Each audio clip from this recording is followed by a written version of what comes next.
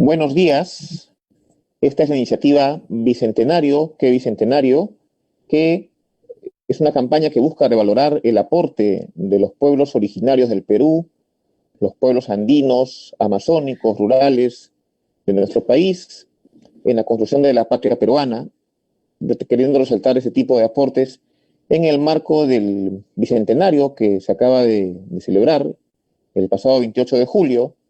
Y en esta ocasión estamos con una invitada muy especial, muy reconocida por su trabajo de difusión de la cultura peruana, de las tradiciones, de las costumbres, sobre todo de las costumbres de nuestro país, ¿no?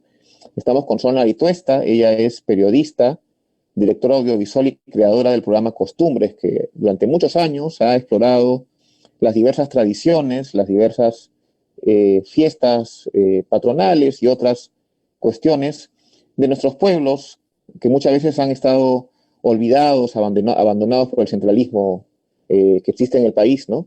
Sonali Tuesta ha sido distinguida por el Ministerio de Cultura como una personalidad meritoria de la cultura hace algunos años. Ella también ha publicado algunos libros, ¿no? El secreto de los achapullos, El rescatador y las vírgenes, Ya endulzó la coca, Fiestas, Calendario y Costumbres, y el último, Costumbres, que tiene que ver un poco con el programa de televisión que ella creó, que es un libro que se ha publicado el año pasado, y sin duda después nos va a contar un poco más de su trabajo. Sonali, un gusto tenerte aquí en la iniciativa Bicentenario, ¿qué Bicentenario? Muy buenos días. Buenos días, Víctor. Un saludo a la gente que nos sigue. Bueno, felicitaciones y cercana con ustedes a la propuesta de Bicentenario, que Bicentenario definitivamente. Y siempre yo agradezco las oportunidades y los espacios que hay para conversar, ¿no? Creo que es importante, a veces resultemos reiterativos, repetitivos con el tema. Es importante siempre hablar y reconocer que en nuestro país tenemos una gran diversidad cultural y eso tenemos que aprender a internalizarlo en nuestra cotidianidad para que podamos aprender a vivir en comunidad, ¿no? Uh-huh. Sonali, ¿cómo nace este interés tuyo por difundir las costumbres y la cultura del llamado por Jorge Basadre el Perú profundo? ¿En qué momento te das cuenta que quieres comenzar a trabajar en esta temática de difusión cultural? Bueno, mira, el tema va, yo creo que para mucha gente, para mí sobre todo, va desde lo personal, ¿no? Creo que cuando uno comienza a sentir que es necesario afirmar su propia identidad, es que va encontrando herramientas para hacerlo, ¿no? Yo soy de Amazonas, soy de Lamu, de un pueblo de la capital de la provincia de Luya, pero he vivido, digamos, en diferentes zonas de la región Amazonas y bueno, traigo y cargo conmigo un montón de sabidurías y formas de ser de mi propia comunidad, ¿no?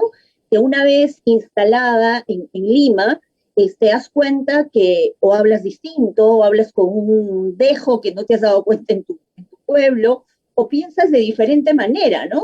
Y en ese camino vas tratando de alguna manera de adaptarte o si no de ir ocultando un poco lo que tú eres porque el resto o no te entiende o finalmente te aparta, ¿no?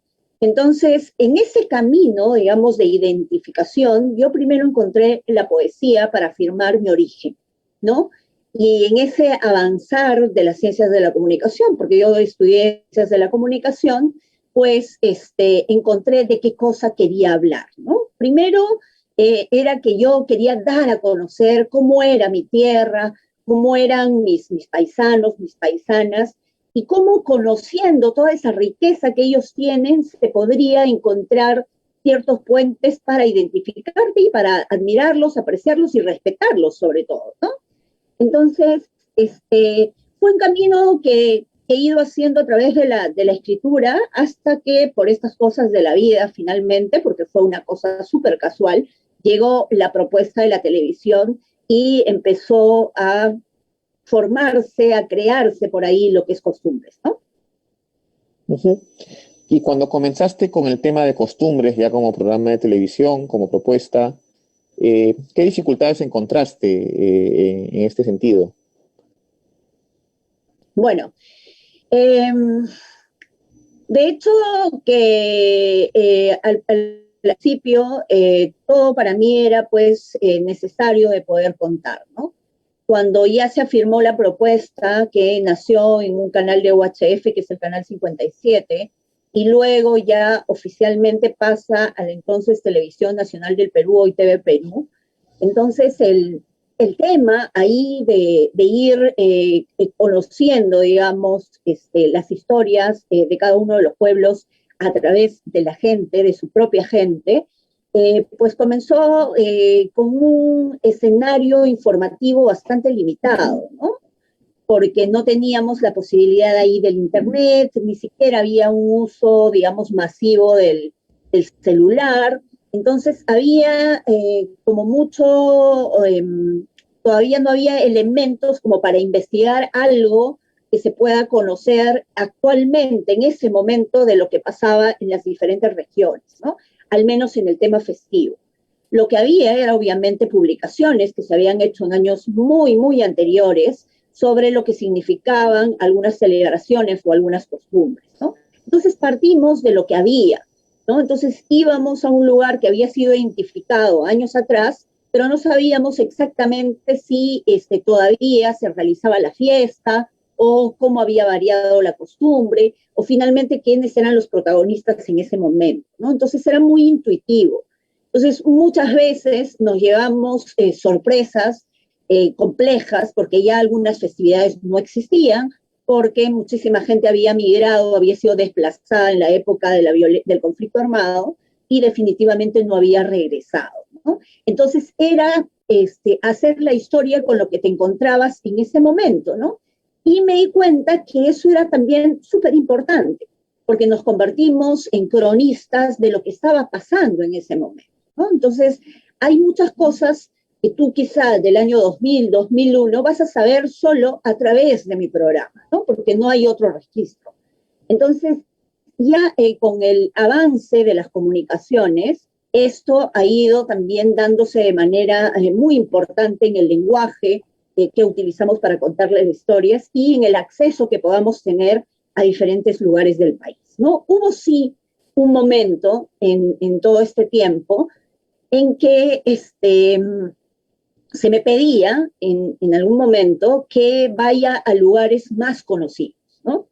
Entonces, los pueblos que estaban en mi programa en ese momento eran pueblos diferentes, pues eran pueblos que yo jamás había escuchado, digamos, sus nombres, y que tenía que repetirlos varias veces para poder aprenderlos y poder hacer cotidiano en mí ese nombre del pueblo, ¿no?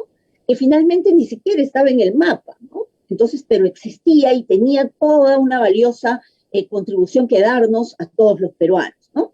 Entonces, igual priorizamos el camino de lo, entre comillas, desconocido, y finalmente comenzamos a crear historias a partir de lo que encontrábamos, y que todo era, de alguna manera, una mirada distinta para una televisión o para un escenario, digamos, como centralizado y focalizado, digamos, en diferentes características de quienes tenían que salir en televisión, ¿no? Que era mucho más marcado hace algunos años, ¿no? Uh -huh. En ese sentido, ya que mencionas ese tema, ¿no? Por ejemplo, no ir a ciertos lugares porque no son muy conocidos, o los rostros que salían en televisión, tú como, digamos, como periodista, ¿no? Y en este caso, como mujer provinciana, ¿no? Que tú eres de Amazonas, ¿tuviste algunas dificultades en ese sentido? Bueno, en realidad yo creo que ese ha sido finalmente mi privilegio, el hecho de lograr cercanía con la gente, ¿no? Muchos códigos que eran parte de mí, que eran parte de mi familia, de mi comunidad, obviamente se podían ver en los escenarios que yo visitaba, ¿no?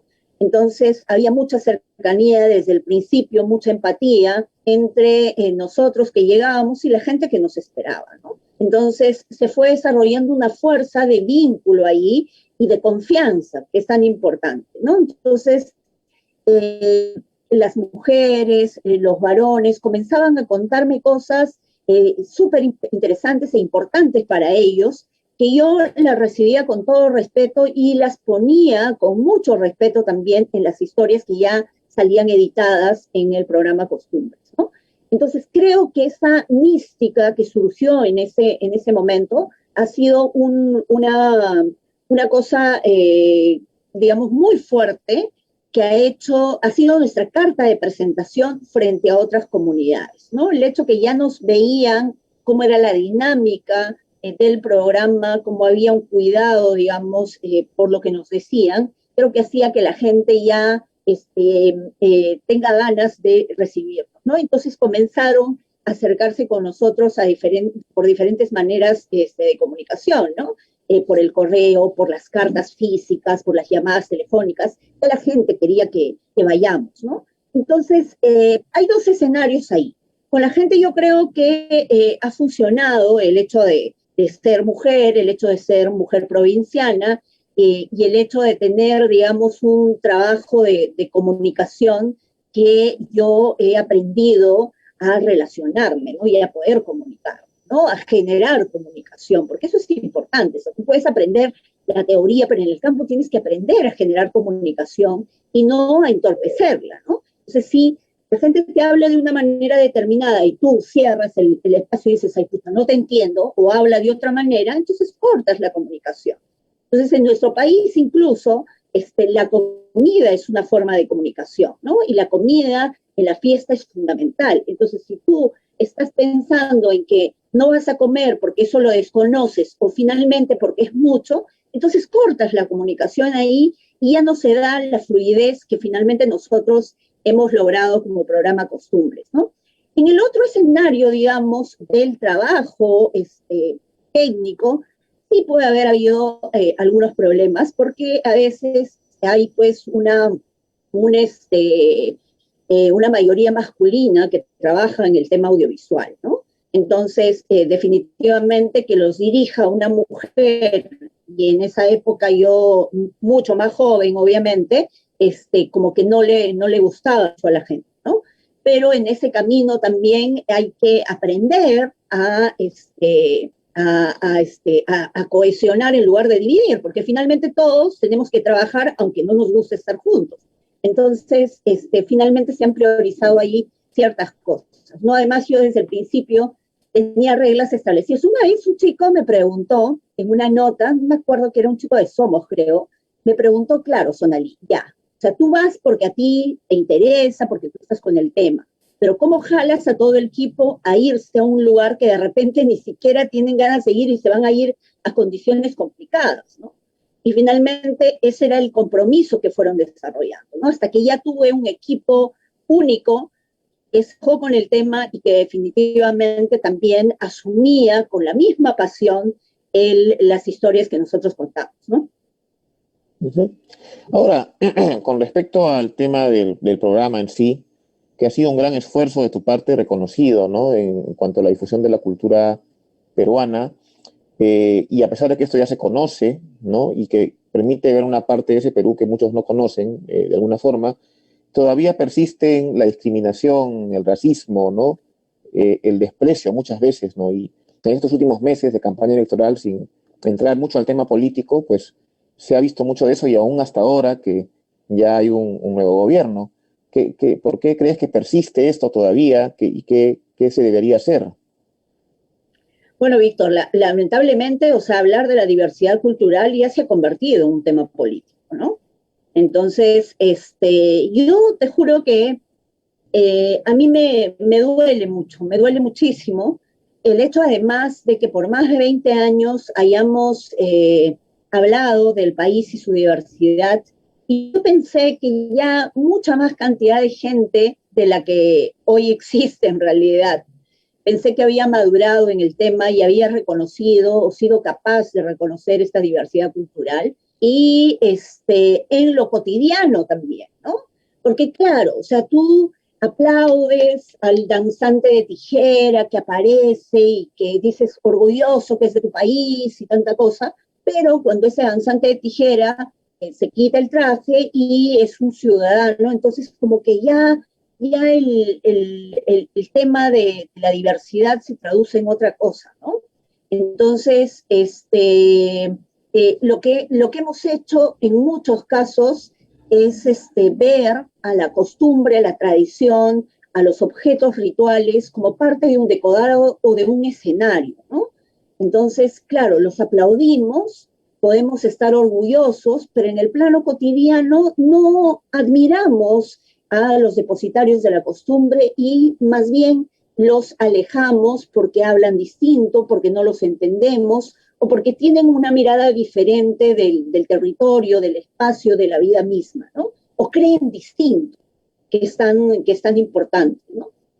Entonces, yo creo que hay todavía un trabajo que hacer que es bastante amplio. Creo que hay muchos retos.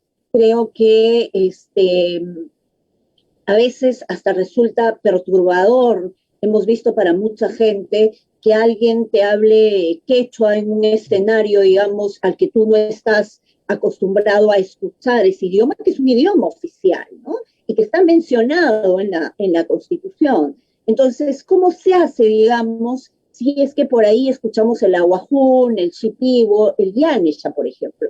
Pues solo está en la Constitución como lenguas amazónicas, ¿no? Entonces, nos asusta el tema de la diversidad, porque yo sí estoy convencida de que esa diversidad, si bien es una gran posibilidad de desarrollo para nuestro país, porque es una realidad que no se va a cambiar y que ahí está donde podemos encontrar los pilares de ese desarrollo, sí necesita mayor paciencia, mayor sensibilidad para crear discursos particulares. Porque claro, o sea, si somos un país homogéneo, imagínate, hablas de una sola forma y todos te van a entender y todos van a responder quizá a lo que tú quieres. Pero si hablas de un país como el nuestro, definitivamente tienes que hacer mensajes especiales para cada uno si desde el Estado quieres comunicar algo y comunicar bien, ¿no? Si no quieres comunicar, definitivamente vas a mandar un único mensaje y después vas a decir que la gente es bruta, que la gente es ignorante y que no han logrado entender lo que tú quieres, ¿no? Entonces, yo creo que ahí hay un escenario bien, bien complicado. A mí me duele muchísimo estar explicándole a la gente detalles a veces absurdos de la vida, como de los apellidos, por ejemplo. Ay, la gente se apellida igual en provincias. ¿Desde cuándo es así? Desde siempre es así. No es una realidad que hemos inventado, ¿no? Entonces hay preguntas también que te hacen como que si el quechua es una lengua viva. O sea, sí es una lengua viva, o sea, se habla, no es que la gente quiera fastidiarte y hable en quechua porque, para que tú te sientas mal o para burlarse de ti, ¿no? Entonces hay una comunicación fluida en el quechua, y no solo en el quechua, también en el aymara y otras lenguas que tenemos en nuestro país, ¿no? Entonces, ante tanta diversidad que tenemos, ante tanta diversidad cultural en nuestro país, definitivamente yo sí creo que es importante seguir trabajando desde donde estamos para que esta diversidad pueda ser reconocida y asumida. Yo no creo que no se sepa, y eso es lo peor, ¿no? Lo que creo es que hay unas ganas de no reconocer que ese otro país definitivamente es muy distinto al que nosotros podemos imaginar, ¿no? Uh-huh. Pensaba en lo que mencionaste justo del idioma quechua, ¿no? Que se puso un poco en el debate en las últimas semanas, y también recordaba que uno de tus libros se llama Ya endulzó la coca, y recordé también el asunto de la coca, sin querer entrar un poco al tema político, partidario, porque finalmente todo es político. Quería una reflexión tuya con respecto a esos temas puntuales que evidencian estas cosas que tú mencionas, ¿no? Ese querer, más que no conocer, desconocer o hacer como que no existe esa realidad. Exacto. Eh, claro, cuando se habla de lengua originaria, a veces se piensa que solamente es la lengua originaria como hablas, ¿no? Pero esa lengua originaria te marca toda una cultura, ¿no? Y eso sucede en todas las lenguas originarias que tenemos y obviamente sucede en el quechua, ¿no? Entonces tú eres quechua, hablas quechua, pero también crees en lo que creen los quechuas, lo que sienten los quechuas, y tienes un detalle ahí característico que te hace único como parte de esa comunidad, ¿no? Definitivamente. Y la coca es fundamental, las hojas de coca son fundamentales en este escenario, ¿no? Son un elemento ritual que además nos permite tener comunicación con nuestras deidades y con nuestro entorno, con nuestra naturaleza, ¿no? Entonces, por ejemplo, cuando digo ya endulzó la coca, es lo que dicen los pongos, los maestros, los pacos, cuando ya ellos sienten que las deidades han aceptado esa ofrenda que ellos les han dado, ¿no? Entonces, ya endulzó la coca significa, uff, ya recibió nuestra ofrenda, entonces todo va a estar bien, ¿no? Entonces marca un momento de las ceremonias que ellos realizan, ¿no? Entonces, el hecho de estar cerca, digamos, y hacer parte de tu vida a las hojas de coca no es de ahora, ¿no? Es desde siempre.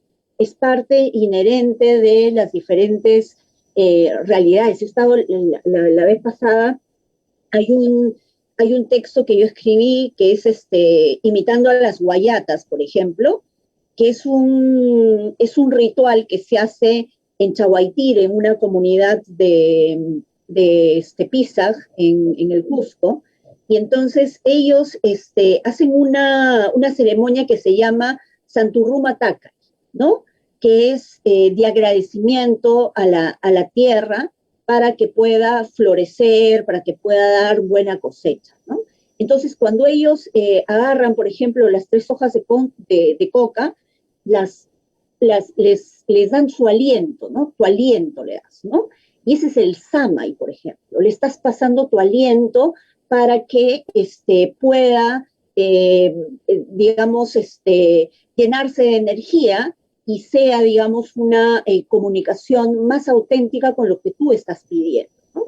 Entonces hay un escenario ahí bastante ritual y de conocimiento y de sabiduría, ¿no? He estado en diferentes zonas, no solo en el Cusco, no solo en Puno, sino también en la Sierra de Lima, ¿no? Donde es protagónica, pues, las hojas de coca, y en realidad lo que se tiene que decir, yo creo que más que chacchar, porque eso es un término que se puso como peyorativo, picchar las hojas de coca, ¿no? Entonces, además de la ritualidad, es un aspecto cotidiano también de recargar energía, ¿no? Y eso es parte de la tradición que no solamente es masculina, sino también femenina, ¿no? Yo he estado hace poco en Amantaní por unos documentales que estoy presentando y definitivamente cada vez que iniciábamos un momento, un acto antes de la proyección, etcétera, había una persona invitándonos desde su bolsita las hojas de coca para poder pichar y poder iniciar el acto o masticar mientras veíamos el documental, ¿no? Entonces eso es algo natural, ¿no? Eso está ahí.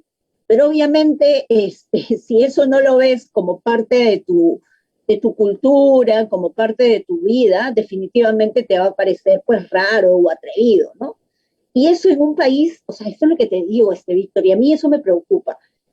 Eso en un país que tienes que aprender, que es diverso, que tiene una diversidad cultural increíble y alucinante, pues no puedes ni siquiera permitirte, o sea, el asombrarte y el rechazar ese tipo de cosas, ¿no?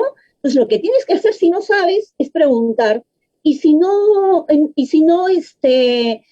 entiendes o no te gusta, pues yo creo mejor evitar el comentario, porque no estás ofendiendo solamente a una persona, no estás ofendiendo un acto de alguien específico, sino de toda una población quechua que es importante en nuestro país, ¿no? Ujú. Para cerrar, hemos celebrado recientemente el Bicentenario de la República, ¿no? De 200 años, en los cuales hemos recordado, si bien es cierto, el acto de independencia, al mismo tiempo nos damos cuenta, pues, que hay muchas brechas que cerrar en todo sentido, en términos económicos, sociales, culturales. ¿Qué reflexión te deja esta fecha y qué crees que faltaría por hacer? Mira, antes de la pandemia, Víctor, yo sentía que era necesario hacer que el bicentenario se cotidianice y que se internalice en las diferentes poblaciones como una forma de reflexionar de cada una de ellas, digamos, ¿no? y que se sienta, digamos, ese espíritu como una marca, en realidad yo siempre lo veo, de ver qué cosa ha pasado hasta este momento, ¿no? Pero obviamente ya con la pandemia se ha dado otro tipo de mirada, con toda la desnudez que se ha dado de todas nuestras precariedades y del contraste que existe entre lo que es nuestra cultura y lo que es la plataforma que hemos tenido como país y que tenemos en estos depositarios y depositarias de la costumbre, que están 200 años más atrás todavía, dándonos toda su sabiduría, ¿no? Entonces, eso es lo que se ha mantenido como hilo conductor de nuestra vida, ¿no? Esa riqueza cultural, esas sabidurías están ahí presentes a pesar de todo, ¿no? A pesar, los productores de quinoa, las productoras de quinoa siguen conservando nuestras variedades, nuestra diversidad de quinoas, a pesar de que en algún momento los disguñaban, les decían esto y le decían lo otro, y ellos siguieron protegiendo, siendo guardianes de esas semillas, que finalmente nos llena de orgullo ahora a todos, pero no hay ese reconocimiento a quienes realmente han hecho posible que ese orgullo pueda permanecer ahora o pueda salir así con tanto desborde en la actualidad, ¿no? Entonces, yo creo que estos 200 años, si hablamos de la independencia, y la foto de la independencia definitivamente falta muchísima gente, ¿no? Solamente están un lado de esa historia que además ellos mismos la escribieron de una manera que se le acomodaba a una élite que finalmente ha querido en todo este tiempo, o se ha sentido, se siente aún dueña del país, ¿no? Entonces, en ese escenario faltan todos nuestros pueblos originarios, definitivamente, faltan las mujeres. En esta historia de la independencia, muchas de estas mujeres no han sido reconocidas o han sido tomadas solamente como acompañantes o como que yo entro ahí porque mi hijo está, porque está mi marido, porque le voy a dar de comer, y no como mujeres que realmente creían y tenían ideas y lideraban, ¿no? Te lo digo eso porque mi heroína en Amazonas es Matea Rimachi, y ella, nosotros la hemos reconocido desde siempre como una mujer empoderada, que lideró, que estuvo en el frente de batalla y que logró muchísimas cosas ella porque ella quería, no porque acompañaba a nadie. Pero eso recién se ha visto, ¿no? Entonces, yo creo que nos deja todo esto muchísimos retos. Creo que el Bicentenario es como una mirada para ver, o sea, mira lo que hemos hecho o qué nos falta por hacer. Y yo creo que hay muchos retos, ¿no? Muchos retos. Yo creo que el reconocimiento de nuestra diversidad cultural no debe ser como parte de un discurso, sino en lo cotidiano, porque todos nuestros sabedores y sabedoras son ciudadanos y ciudadanas de este país, y en ese plano todos y todas somos iguales. Entonces creo que a partir de eso hay la necesidad de que los responsables de hacer que todo el entorno de servicios necesarios y básicos para todos nosotros estén ahí, tienen que hacerlo, ¿no? Y no hay que romantizar nuestro esfuerzo, la energía de la gente que resiste, que sale adelante a pesar de todo. Bacán, eso lo tenemos, pero hay cosas que tienen que hacerse desde el Estado. Y definitivamente, solo así, estas cosas y estos talentos, estas sabidurías de mujeres, de varones, de nuestros pueblos, yo creo que van a brillar muchísimo más y ellos van a poder salir adelante no pensando en qué tienen que comer o cómo se van a curar o cómo se van a educar, ¿no?